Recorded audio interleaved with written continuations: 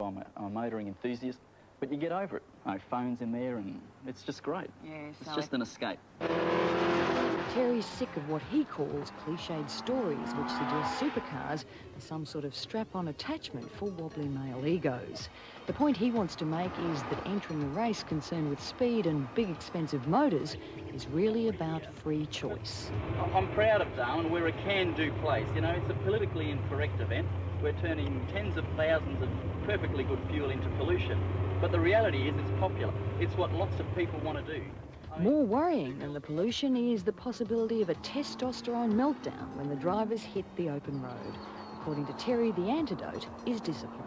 Any idiot can make a fast car go fast. You point at a straight line and you flatten your foot. It's the old cliche. No man's going to admit that he's a poor driver, but what's the other I think I'm a great driver. What's the other part of that one? Or a bad lover. That's right. Luckily, I excel at both.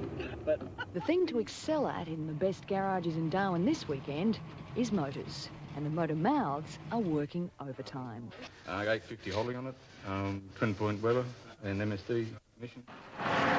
475 horsepower. 네, 0-400m.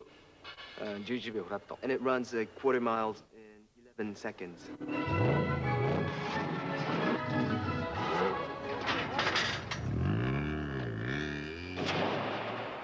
These cars are closer to the owners' hearts than their wives are. I'll get shot for saying that. The man responsible for the cacophony of cars, motorsports ace Alan Moffat.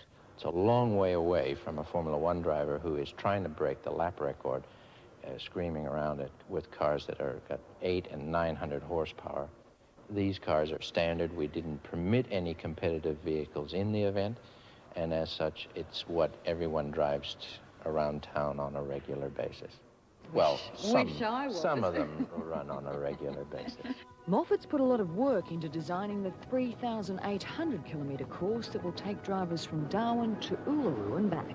But he's quick to point out safety is the premium, and only 25% of the run will be competitive, including the 5 flying miles, where every extra bit of speed will add to the driver's score. That a Ferrari owner is not necessarily a Ferrari driver, and that goes all the way down the field.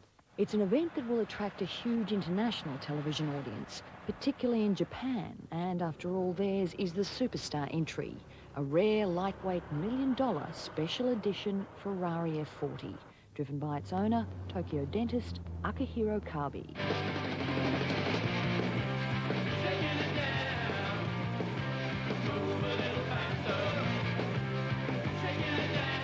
But the opposition to Ferrari finesse is strong. The place is literally swarming with the exotic's natural competitor, American muscle cars. The sort of autos you compliment by labelling them beasts, with a lot of grunt, mate, like the Camaro that Jono and Spike and the local boys have been working on. Or the copy of the rare Shelby Cobra, which of course you'd all recognise as the muscle car of the century. I think in its racing days it was a pig. I mean, it was brilliant in a straight line, passed everything in sight, and then we got to the corners, it didn't want to go around corners. Janet, hand me that 7/16 open-ender, will you? Right, please? yes, OK. Open-ender 7/16. Does that mean big? I haven't got all day. Oh. The guy who's the authority on wrenches and the owner of that enviable hubcap collection is one of the main reasons this race is going ahead. The only driver in town allowed to use the leery chief number plates, Northern Territory Chief Minister Marshall Perrin. Of course, there is one other very good reason the speed freaks have flown north. The point at which the cars start to fly. Because what this means is that from here on in, speed is unrestricted. If it was reduced to, say, 110 k's, I believe road fatigue would be a very, very large contributing factor in road accidents in the Territory.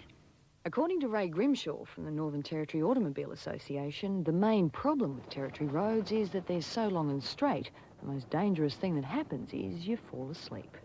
He's happy with the Cannonball safety preparations, but he says they'll never be able to completely guard against nature.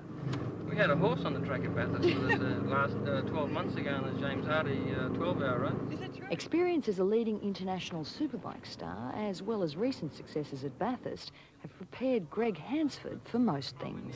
But we have to use our brains as well as your right foot to win this event because, as I said, it's a long way.